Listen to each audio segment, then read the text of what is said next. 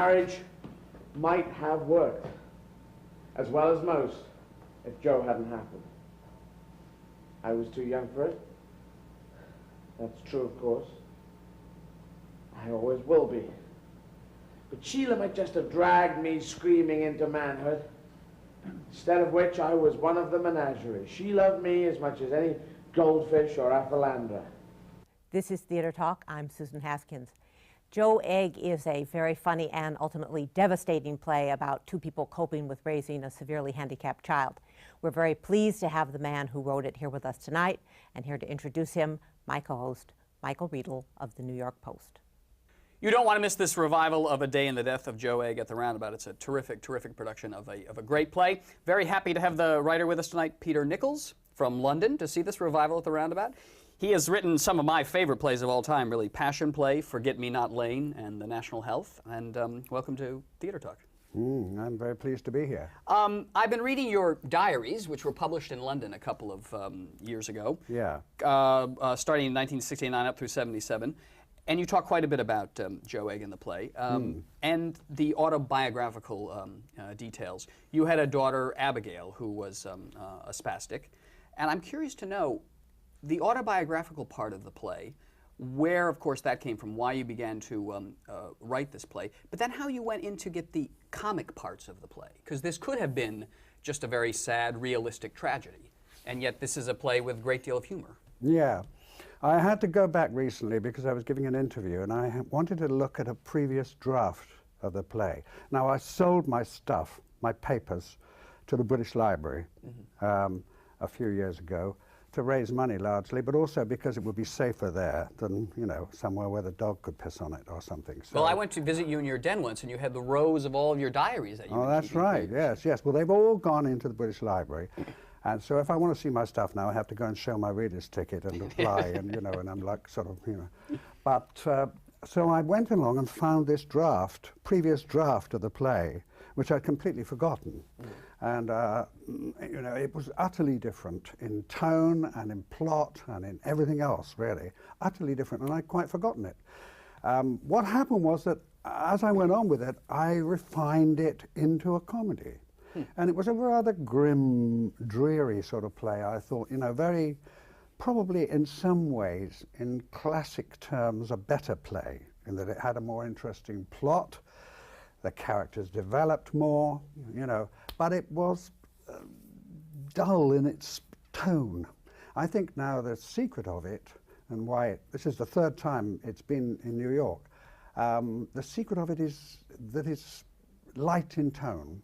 And I always say to people who are doing it, don't do it like Strindberg, do it like Noel Coward. But your initial impulse came from the fact that it was so difficult to raise this child who was so handicapped. Well, actually, you know, I have to say it wasn't difficult. She was like, it was rather like having a rather obedient puppy around the place, except that she didn't do anything. I mean, she was much easier to raise than an ordinary child because she didn't do anything. I mean, all we had to do was put food on the back of her tongue, and her reflex would make her swallow it. Then we had to give her medicine, blah, blah, blah, blah, blah. All of which is made fun of in the play. Yes, yes. Yeah, and that was, you know, because we made fun of it. Right. It was, to us, you know, once we got used to her, we invented this character, as I explained in the play, and talked to her as though, the way people talk to their cats and dogs and flowers and plants and things, you know. And after all, this woman, the mother, has got a house full of plants and goldfish and, you know, budgerigars and stick insects, and originally she had a ginger beer plant, but I cut it out because it was too obscure. You know, a ginger beer plant is like yeast and ferments, and eventually it blew up. In one of the original drafts of the play, at the height of the chaos when they're running about, because it turns to farce in the last passages, last 10 minutes or so, it turns to farce, and they're all running about, you know. The difference is that what they're handling is not, you know, a man who's lost his trousers, but a handicapped child. Yes. And so they, at the height of this, there was a sudden explosion off stage, and this was the ginger beer plant blowing up, you know. And it was like anything, like, you know, and the mother and the grandmother said, always a nuisance, a thing like that with a life of its own. And all the sort of allusions to these things can also be applied to the kid. Yes. Yes. Yes. So it's a play that's actually, it went through about 5 or 6 drafts, I should think, Michael Blakemore, the original director, and I, who were very close friends anyway, we worked on it together and had a very good time doing it, and refined it until it really was just the comic essence. That's really what makes it work, I think. Yes, and I think I'm just sort of struck by how the difficulty you must have had, though, in refining this play, because you have a great humor centered around a severely handicapped child, but it seems to me that it's never the child who is really the butt of any jokes. It's the people around her, the people who from the hospital, the vicar who tries to help her, the doctor who delivered her. Those, it seems to me, are the people that are really coming in for Peter Nichols' skewering in this play. She can't be the butt of anything because she isn't anything. You know, you can't actually make fun of a cat, can you? Or let me say a tortoise. I mean, you can't make fun of it because it is being what it is. You know, it is just there. It's supine. In her case, she didn't do anything. And she's died. She died at 11. Yes. Yeah. She was kept alive in the way such people are. And I mean, you know, I don't like to talk about it in these terms, really, because I think people say, oh, no thanks, you know. Rather like the girl in the play, the visitor in the play who comes in and is, you know, sort of standing in terror and dread that lest this child be brought onto the stage or into the living room, you know. Any moment they're going to come in with that poor weirdie. I don't want to see anything unpleasant. And nothing NPA, non-physically attractive, yes. is what she says. Yes. And that actually happened. I mean, a lot of the things in it are taken from life. And we did have a friend who, looking at her own children and comparing them to ours, said, there's nothing weird about them. Oh, yeah. And it's that sort of thing that sticks in your mind, you know, when you're writing it. About this play and something that you said in the diary that struck me. When your daughter died, one of the lines in the diary, you say that, you know, we thought about how she helped us to understand our marriage more. You and your wife still together after all these years. Yeah. In this play, Brian, the husband, does not stay in the marriage. These two people aren't us. They're not you. And one of the reasons that the play got better was that I took it away from us. I found two other people who were friends of ours.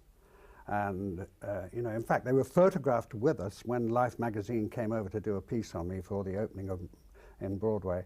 And they came across and took these lovely photographs, and they actually included these two other people in them. So we got this record. The man has since died, actually, died quite young, but he was a very, very cartoonish, funny, clever man who had a kind of special kind of anarchic humor. Right. And that's what I took for Bry, and that's what made it work. And as the play got more and more away from you, your own life story, yourself, Peter Nichols, and you created this other character, that's when you felt the play really took off. I mean, it was different from the one you mentioned earlier, Forget-Me-Not Lane, which is a very, very autobiographical play. And it's about my father and me and my wife and mother, you know, so that, I mean, they're all recognizable, very recognizable, whereas Joe Egg is not. Joe Egg is not our story. We have three, soon after Abigail, we had three other children, 2 girls and a boy. They have since grown up. They're now nearly 40, and now we've got 6 grandchildren, you know, so the whole story is quite different because they couldn't have, the people in the play couldn't have another child. Right. The original production starred Albert Finney. Yeah. But how wonderful this production, you have found a weird, anarchic, comic man. Albert Finney was brilliant, but now you've got Eddie Izzard with a complete reinvention of the role, and yet he has made it his own. And when he was first proposed, did you think that was a good idea? Yeah, because I always wanted Eddie to be in one of my plays. I saw him in Lenny, in the play about Lenny Bruce. He played it in London, in Peter Hall's production. And I thought he was splendid, you know, wonderful. And then I saw his stand-up routine, and I thought that was wonderful too. And I'm always keen to have comedians. I like comedians. I've had Jim Dale has been in about 5 of my plays. Joe Melia, who played the part before Albert, was a comedian, a cabaret entertainer. And really, I mean, I think it takes that kind of thing. People often talk about, did you take it from the music hall, the British music hall, all these comic turns. Originally, one of the titles for it, and I wish I stuck to it, was Funny Turns. For Joe Egg, Funny Turns. Yeah, Funny Turns. Does it mean the same in America? Does No. Funny Turns mean having a fit? No. No. Well, Funny Turns means both comic acts, right. stand-up routines, something like that. Could be like duologue, could be like, you know, the ones in the play what I wrote. Right. And also, it means a funny turn. Oh, interesting. You know, a funny turn, yeah. So it's a perfect title for it. Why did you drop that title? Michael Blakemore said he thought Joe Egg was more memorable. Well, I think he's right. It's been more difficult, though, over the years, you know, because people don't want to see a play with death in the title. Do they? Death of a Salesman? I don't know, perhaps they do. Well, yeah, right, that turkey. Right. I don't think they are from music hall. I think they're from people like Nichols and May. They were my originals, because I'd seen or heard them. Actually, I never saw them. I heard them in the 50s on record. And people like Mort Sahl, you know, American comedians seem to me much closer to the kind of sophisticated turn this is. Well, I can see that in the character of Brian. Now that you mentioned Mike Nichols and May, that anarchic sort of sense of humor. Yeah. The character of Brian, he is it fair to say he is a child really too, in a way that Sheila, his wife, is dealing with two different children, the daughter and also this husband who really isn't growing up and almost fighting growing up and fighting any kind of responsibility in life. He knows it. That's the only difference. You know, he says, doesn't he, at the end, he goes back to run his mother home, and she says, you know, would you like to stay? I've got some of your favorite biscuits. Would you? And then she started talking about giving him his comforter and his, you know, cuddly bunny, and and talked about the patterns of light on the ceiling, which he loved so much as a child. He knows that he's got an umbilical cord stretching back to this woman. And he also says at one point in the play, of course I was too young for it, I always will be. I mean, he's got self-knowledge. Too young for marriage? For anything, for marriage particularly, for marriage and for, exactly, because he's talking about her and he's saying, our marriage might have survived, you know. Right. If I'd been a grown-up, right. Would that marriage have ever survived? If the child had been normal, do you think that marriage would have survived, or is it because he could not really be in that marriage? Interesting question. I never actually thought about that. Isn't that funny? I think, had they been childless, I think it might have survived, because he would have become the child and she would be the mother. Yeah, yeah. Whereas he was displaced by this meaningless child. Yeah. Now, the character of Sheila is interesting to me, too, because, as you say, she's got this menagerie. She's got, you know, not only the child, but the plants. And I maybe correct my interpretation is wrong, but it seems to me that she has sort of all these things to shower her love on without really ever connecting in a deep way to any of it. Yeah, she's just very maternal. She's just generally a maternal woman. She's extremely motherly, smotherly even. Yeah. And that is, in a way, what Bry wants, and that's why she and Bry's mother, when she finally appears, fight like cat and dog. Right. And the mother won't relinquish Bry, and Sheila fights for him simply because he's one of her menagerie. And he says that again. He says, I was just one of the menagerie. Yes. You know, she loved me as much as any aphalandra and or stick insect. You know, I mean, he's got self-knowledge, which makes him really stronger in some ways than anybody else in the play. Right. Because nobody can really get the better of him because he knows the worst of himself. And he is the one the audience identifies with and really roots for, I think, in that play. Well, it's interesting that, I mean, both women who've played it on Broadway, that's Zena Walker and Stockard Channing, both got Tony Awards for it. And I think it's partly because people sympathize with the character. It's not just the actress. I think they sympathize with the character, whereas they feel impatient with him. Why doesn't he grow up, you know? But he's got the saving grace of humor. Yes. And in a way, the play, it seems to me, is not about the handicapped or cure for them or anything else. It is about humor. I think the subject of the play is comedy. How far can you go? Because when you ask a comedian, what wouldn't you make fun of? They nearly always say the handicapped, the crippled, etc., etc. This play didn't make fun, as you say, didn't make fun of the crippled child. It made fun of the whole business of the attitudes towards a crippled child. The play was first done, how did audiences react to it? Did they understand what you were doing, or were they offended by it, or was it received great controversy? It's funny that, I mean, we saw it in Glasgow. It started in Glasgow because no London manager would take it on. All the producers said, oh, no thank you. And it was only because Michael Blakemore was currently directing. He just started directing. It was almost his first play, I think. I think he'd done maybe a couple of old plays before that. But we were friends, and you know, we'd sort of shared flats together and that sort of thing. And he said, if you've got a play, send it to me, I'd like to do it. And I sent him this one, and he fought it through the board because there was reluctance on the Board of Governors to doing this play. And so anyway, eventually it went on, and we, the best production it's ever been, I think. I mean, this is very nice, this one, this is very good, and you know, other productions have been terrific too. There's something, I suppose, perhaps my association with the time, it was so definitive. I went up to Glasgow, and my wife came up afterwards, and we sat there together and watched it in the Citizens Theatre, which is one of the famous theatres of Britain. And this woman was behind us, and she was saying, I don't know this one. She was looking in her programme. I don't know this one. It always says he's got 2 cats and 3 children. Isn't that nice? Anyway, where are you going on holiday this year? And then the play started, you know. And then the interval came, and Sheila had just made this hopefully affecting speech about the child knocking the bricks down, and which has sort of since had people in tears all over the world, and the little girl appears and skipping and all that. And the curtain came down, and this woman said, oh, I think we're going to Cyprus. I don't know. Keeps you humble. Keeps you in your place, all right. I don't know whether that answers the question. No, it doesn't really, because other people did, you know, did sort of.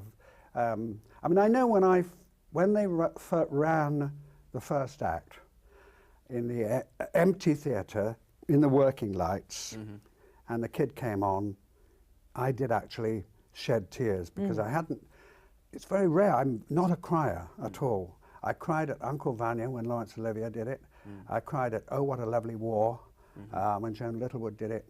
And I'm afraid I cried at my own play. But it wasn't just the play, you know, it was our experience and our memory. And my wife has had a little sob since then. There was a strange moment which, it's not in my diary, it's in my memoir, which is Feeling You're Behind. Feeling You're Behind, yes. You have to kind of be careful how you spell that. Yes. You have an apostrophe after the U and before the RE. Actually, Jonathan Miller, strangely enough, found a double meaning in that I hadn't looked for. He said, I love the double meaning in the title. I mean, feeling you're behind, that you're caressing your past. Leave it to Jonathan Miller. Yeah, a peculiar innocence about him in spite of his sophistication. Yes, right. I don't think he saw the other meaning. What I was saying was that the day the child died, we had a phone call from the hospital saying she died. We all felt, thank goodness, you know, at long last, 11 years, it's gone on too long. And that same afternoon, Joe Melia, who had played the part originally, rang up and said, they're doing it at the Everyman Theatre. The students are doing it at the Central School of Drama. It's in your diary, that, yeah. Yes, it is. Yeah. And I said, he said, do you want to come and see it? I said, yeah, why not? She's just died, by the way. Yeah. And I thought, it would have been quite something to get up in the theatre and say, stop crying, everyone. She's gone, it's over, you know. Yeah.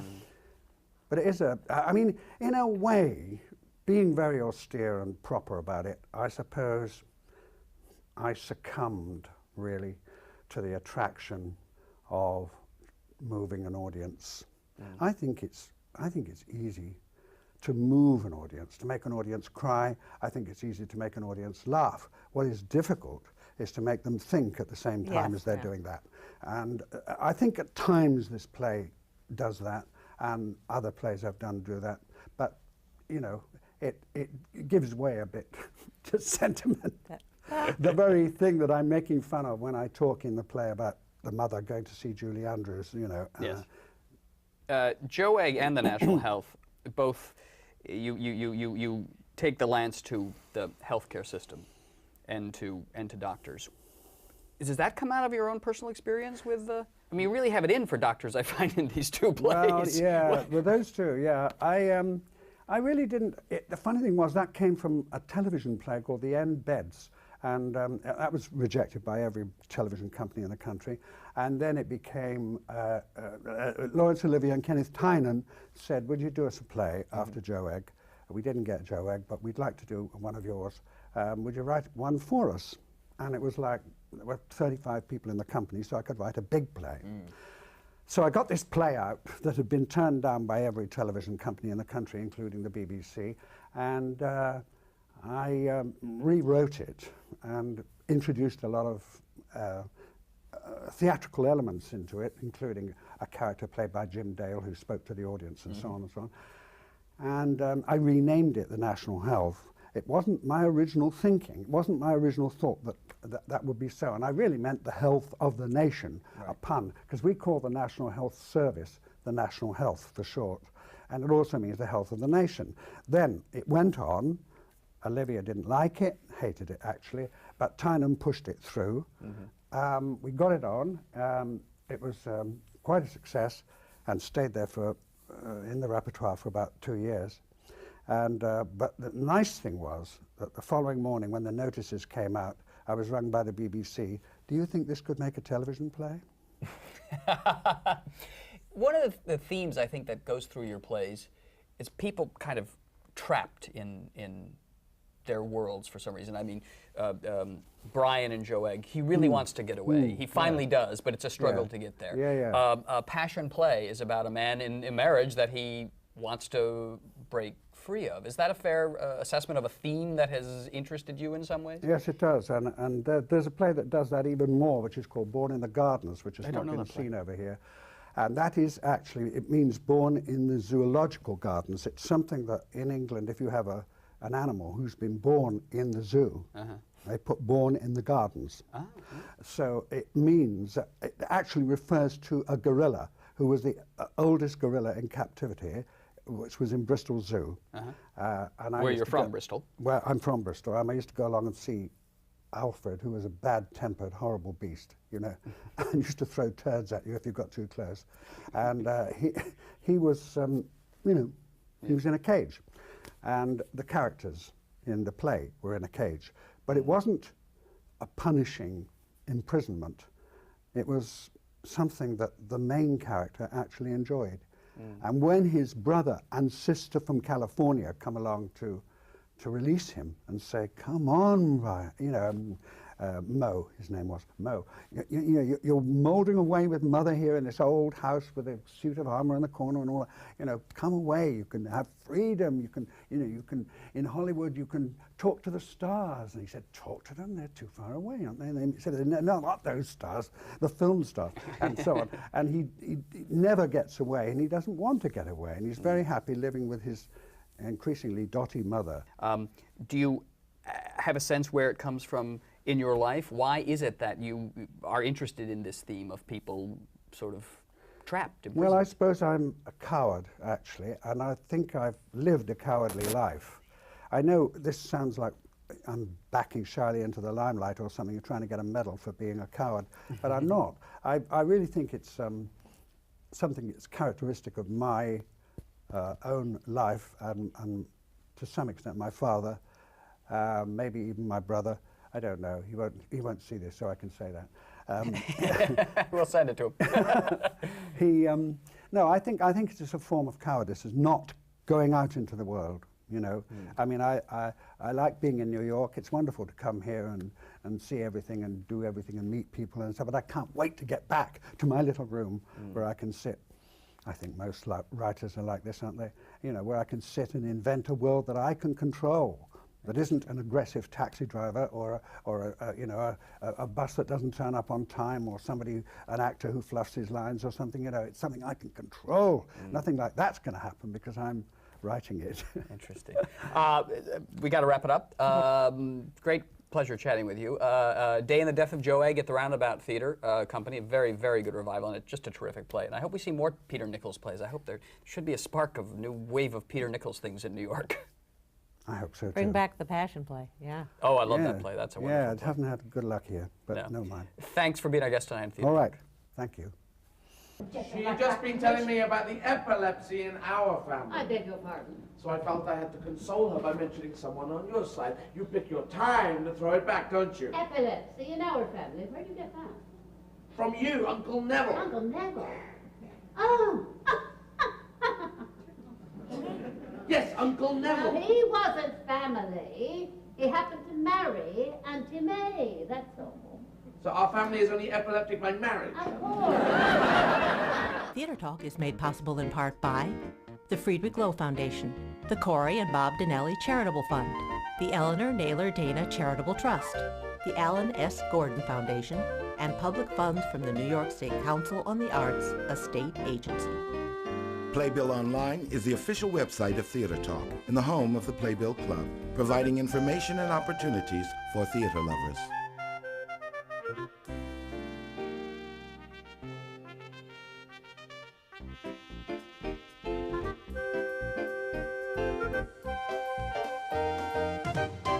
We welcome your questions or comments for Theater Talk. Thank you and good night.